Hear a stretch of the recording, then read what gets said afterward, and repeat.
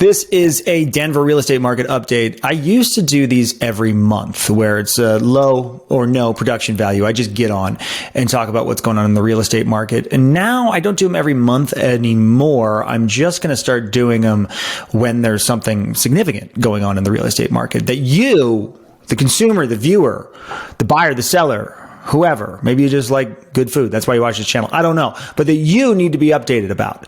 And that is certainly the case we have right here. The title of this video is We Are Entering Uncharted Territory or something like that. I haven't posted it yet, but that's what the title is going to be.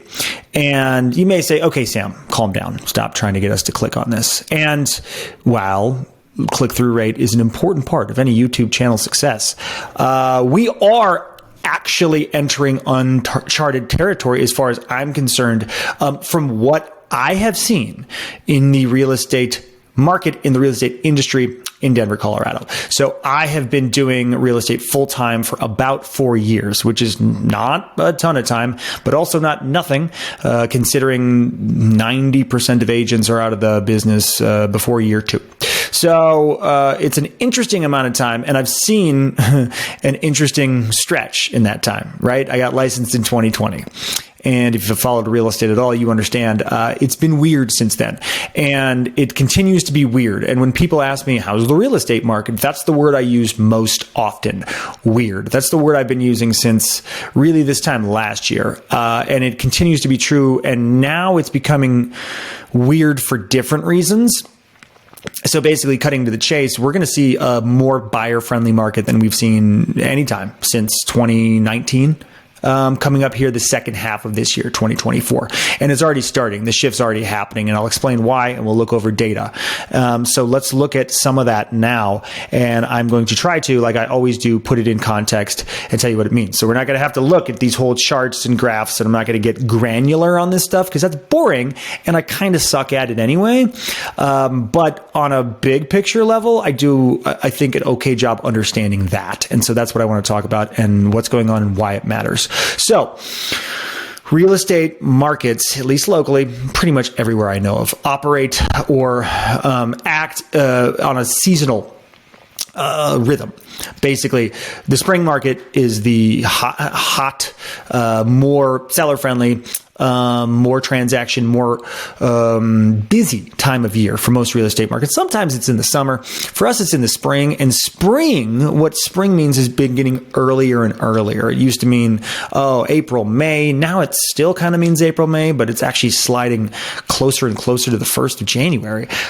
We are seeing last few years in Denver where that's when buyers start coming out, is really after the new year. And after, it's something about that new year, that renewal, people are getting out there and say, okay, now it's time to do what we were planning to do, which is buy a house, list a house, whatever it is. So last few years, April has been a really, really busy month when listings kind of people start trickling in January, but then February, March, a lot of people are getting their listings prepped or on the market. Then April, May, it gets really hot.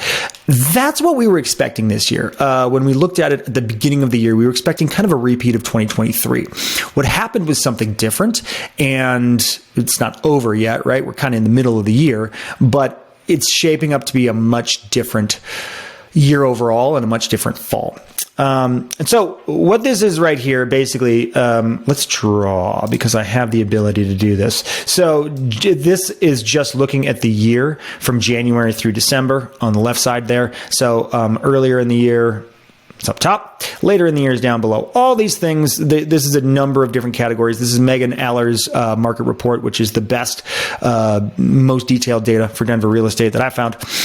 This is the weekly report. Okay, so what we're looking here, this chart right here is 2021. Just to give you context. So you're seeing there's a number of different categories: showings per listing, total showings, price reductions, all these that she includes to tell us how buyer or seller friendly the market is. Who is it weighted towards? Now, spoiler alert, it's been weighted towards sellers since 2019, probably even before that. But extremely in the COVID years was weighted towards sellers. And it still is, but this is what's changing a little bit.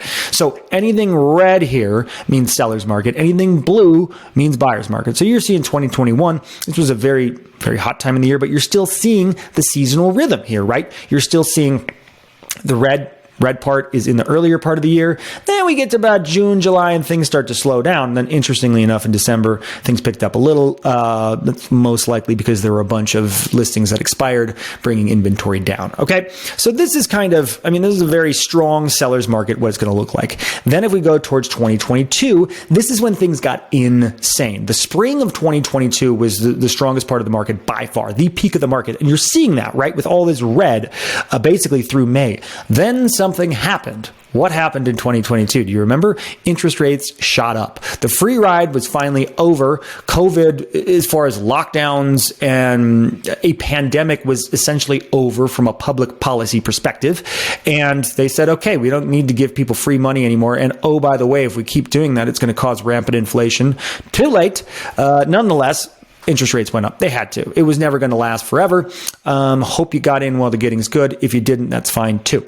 So you're seeing a tale of two halves here, right? Red into blue, extremes. So extreme 2022. Seller's market. And then it was still a seller's market, but things changed so much, it cooled off and it became a more buyer-friendly market like we haven't seen. So you're seeing the second half of 2022 was very confusing for a lot of people. Sellers were still thinking they should get $100,000 over asking on their home. That wasn't happening anymore. Buyers were still trying to figure it out. I don't think there was many of them out there as should have been at the time, which is one of the reasons it was much less active, much cooler, much bluer, if you will, in the fall. So, okay, after 2022's craziness, 2023, still following the seasonal rhythm of a market here, but more reasonable, right? Less red, still some red, still a lot of red in the springtime, but less so. And then it changes to blue. It changes to more buyer-friendly after July 4th, which, by the way, is a very good line of demarcation if you're trying to judge two halves of the year in terms of the real estate market. Just people's priorities change after the 4th. And there are fewer houses being listed, fewer buyers out. And so, but this is a more relaxed version of what we saw in 2022. This is still a seller's market, but dare I say, more typical real estate market in 2023. Yeah, this weird thing still do in some ways, in a lot of ways, where prices stayed high because inventory stayed low, because even though interest rates were so high and affordability got squeezed, which if you've looked at buying a house recently, there weren't that many houses coming on the market because people didn't want to move. Because if you had 3%, 3.5%, you don't want to move and get 7%. Anyway. It's a lock-in effect. I've talked about that plenty on this channel. We don't need to go through that. But point being, 2023, more reasonable, more normal real estate market here, if still unaffordable and weighted towards sellers. Okay. We expected essentially a repeat of this in 2024. What we're seeing is something different. Let me show you. We don't have all the data yet, but we're seeing red cells in the spring, right? We're seeing fewer of them. And what we're finding out is that they happened earlier. We expected April, really May, to be the hottest month. It's not the case, okay? You can probably see my mouse. I don't need to draw, but I like to anyway. May going across, there's a lack of red. There's some blue and some green is kind of in the middle. Really what we found out was, it turns out March was kind of the strongest month to list your house, which we didn't expect. It's usually April into May. The spring market came a little earlier, okay? Now, the book is yet to be written on the second half of the year, but you can probably guess what it's going to look like. Pretty blue. And what's interesting, okay, we're in June right now. You're seeing a lot more blue than red, a lot more blue than green in June right now, okay? Looking at June, done. Looking at June of last year, which is right here, look across the board. Red and orange for the most part. You got some metrics that are blue, which are back on market and new listings, right? Fewer new listings coming on, but those are indicators that lag a little bit because that's a new listing. But everything else is very hot in terms of what was closing in June. Pretty darn red and orange. Pretty darn seller's market. Right now, very blue. So the blueness, the cooling of the market is happening earlier. And it's going to be more extreme, almost certainly. And based on what we've seen, it's more extreme. So when I say uncharted territory, I have not seen this since operating in real estate as a full-time agent. And granted, like I told you, hasn't been that long, but it hasn't been nothing.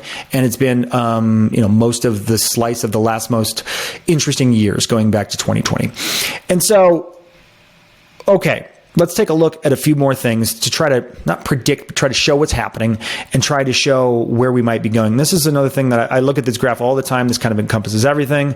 I really, really like this one. So this just tells us about a lot of market factors, but especially months of supply, which supply and demand, right? This tells us how many active listings are on the market. The more active listings on the market, typically, the more buyer friendly the market is, right? More to choose from, more choices, more options. You don't have to go over asking. You don't have to have bidding wars. When the market was extremely insane, that's because there was, look back here, 2021, early 2022. Look at this period. The black bar is what we're looking at for months of supply. I mean, we were under 1,000 at one point. 1,000 active units, active homes for sale in the Denver metro. That's 7 counties. Crazy. And 2021 was wild as well. And so, okay, but now we're getting to more of a reasonable seasonal flow. This is what this black bar wave is looking like to me. Okay, over here, this was 2022. As you saw before that, I mean, there was nothing like this. This was uncharted territory at the time when interest rates shot up. This is what happened. Okay, then we get into 2023, seeing the same type of thing. The spring, things are pretty darn hot. Then in the fall and winter, they cool way, way off. Okay, well, we're seeing the same type of wave, the same type of graph here, but what's the difference? It's happening way earlier. Okay, so we're almost at 2.3 months of supply. Here we go. Right now, where we are, we are at 2.3 months of supply. And in June last year, we were down here not even at 1.5. We were just over 1. And so if you go down, Megan breaks it down here on the bottom. And if you go months of supply, which is how the best way to quantify how much supply is on the market, we're up 103% year over year. We have double the inventory on the market right now. We had the same time last year. And that's why looking at year over year is so important, because it adjusts for these seasonal trends I'm talking about, the seasonal ebb and flow. You can look at, well, what was it last month versus this month? Okay, that may be a good indicator, but it's still, that could be because of seasonality. And this just shows us where we were last year compared to this year. Okay. So moving on, same thing here. This is for odds of selling. By the way, at the end of this, I'm going to tell you what I think is happening. I'm going to tell you why this matters. That's what I always try to do, and why I think this is happening and what it means to you. And so this is odds of selling here. Okay, so this, Megan, takes all the listings that sold, all the listings that didn't in the last month, and gives you the odds of selling. Right now, we're at 41%. A year ago, we were well over 50% at the same time. So that's down 16%. That's significant. And then this is days on market. This is a great indicator too. Days on market. So right now we're at median days on market of 14. That is up 55% year over year. So it's more like 10, that's a significant jump this same time last year. Now you're seeing it go way, way up. This is typically between Thanksgiving and Christmas when it goes way, way up like this, because nobody's doing anything.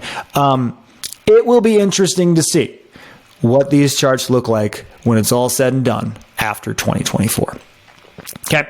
Then this is interesting to me too. This is price reductions for pending transactions. How many pending transactions had at least one price reduction? This is interesting too, because right now it's 36% had at least one price reduction. That's actually only up 4%.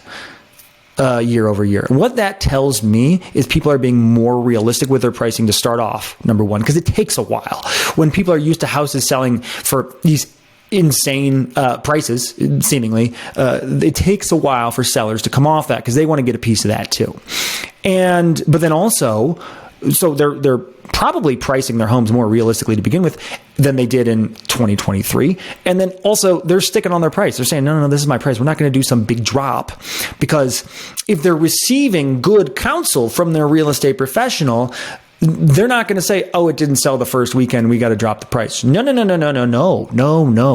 Right now with listings, if I feel like we're priced right and we're getting showings and interest and at least some indicator that we're a player in the market, I'm waiting 25 to 30 days before doing a price reduction.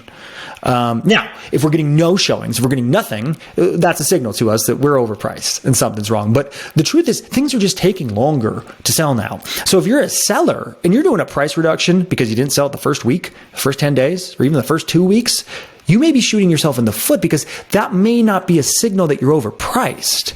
That may just be a signal that the market hasn't had time to find your buyer yet because it's taking a lot longer than, again, we are used to these last 3-4 years. Okay, I think this is the last slide I have. It is. Okay, so what's going on here? Let me stop drawing.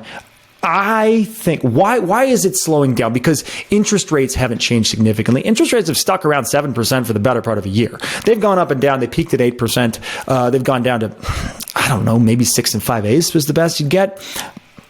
Again, your interest rate that you get will be different from whatever's quoted online or what I'm talking about now. It always is. It's based on a number of factors. But interest rates haven't changed that much. I believe the consumer, the buyer, is getting exhausted. In real estate and everywhere, everything costs so much money. Everything's $1 trillion now. Inflation has been curbed, but not enough. They haven't done rate cuts. Everybody's waiting for these interest rates to come down. Oh, I'm going to buy when the interest rates are coming down. They're not coming down. And we don't know when they're going to come down. People have heard this BS from real estate agents like me for 2 years now. Date the rate, marry the house. You can just refinance when it comes down. Okay, well, you've been saying I can refinance for 2 years, and it's gone up since then. The interest rate has gone up since then. All these things are true, by the way. Date the rate, marry the house was always annoying. So it's kind of true, but it's kind of obnoxious. And so I always hated that one. But,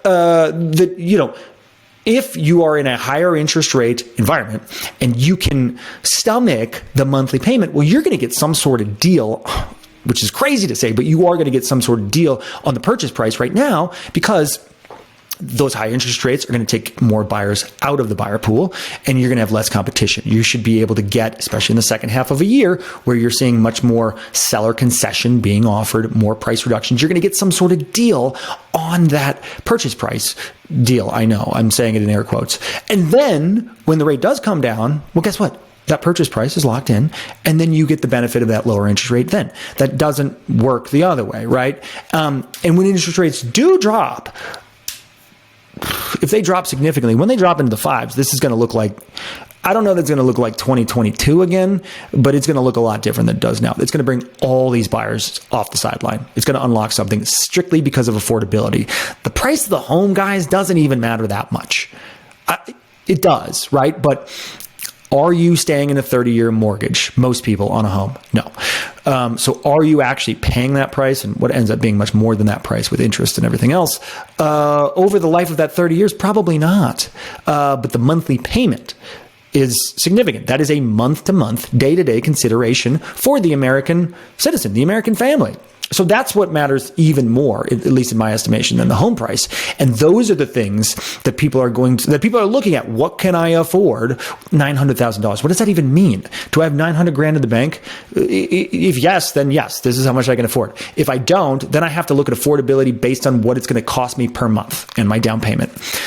And when interest rates drop significantly, it's going to cost you a lot less per month to get into the same price house. So what's that going to do? Bring more buyers off the sidelines and push home prices up again. However, the point I was making was people have heard just refinance when it drops for 2 years and it's gone up. Okay, guys, when's it going to drop? When do I get this refinance you're all telling me about? So between that and between how expensive it is to live in general and how expensive housing is right now, I mean, we're talking about $3,500 for first-time home buyers for a monthly payment for nothing crazy. I think people are tired. People are just saying, not everybody, right? There's still plenty of houses being bought and sold, but it seems like the market has been stressed. There's been stress in the market one way or another for so long. It almost needs to take a breather. And here's another, my guy, Mike Buckingham, these guys, this is a comment I just pulled up here, from YouTube. It was on a recent YouTube video. These guys just moved from Florida, super happy. They got an awesome place in Sterling Ranch. I helped them with the purchase. And This was about whether or not the Denver real estate market's overpriced. But he said all the issues you mentioned here is real. We gave up 2.5% interest rate in Florida for 5.5%. The only reason they got 5.5% is they got a sick builder incentive on a new build. Okay, we paid less than we sold for, and we got less house. Now they're moving to a more expensive market overall, so that goes into that. But that's the reality of what's happening with a lot of people if they want to move right now, strictly because the interest rate exchange. If you're going from 2.5 or even let's say 3.5 to 7%, big difference. You may pay less for the same, or you may pay more for the same house, or you could pay more for less house. Having a house you own would be close to equally overvalued or even more overvalued is all that can make the math work. That's regarding the video content. First-time buyers are completely out in the cold. I think this hits on what people are feeling. There is, the more online you are in this country, to me, the more you are going to feel like these ideas about the 1% and the little guy can't get ahead and all this stuff. I think in general, there is a real negative mindset that you can get drawn into if you choose to look at things a certain way. I typically reject that mindset. I think yes, you can look at it that way, but there's also so much opportunity in this country, in this world. There's a completely different way to look at it, which is much more optimistic and much more fun, and also as true. However, even beyond that, like putting that aside, I think there's a reality. And then when people are saying, oh, no, don't complain, just buy a house, like, just think positive. Sure, I'm a fan of all that. But there's a reality as a first-time home buyer right now. For a lot of people, it just doesn't make sense. Or they look at it and it's so daunting. It's just exhausting. Like, it's not going to work for them. It's not going to work for them right now. So a lot of people who want to buy houses might not feel like they're able to. And that the point I'm making here is there are real economic factors that are playing into that. It's not just perception. And so people are being told buy a house, buy a house, buy a house. It's a great investment. It's the cheap way that normal Americans have built wealth for 100 years. All these things are true. But the market is taking a breather, in a way. So what does that mean? We're in for a much different fall and winter, for sure.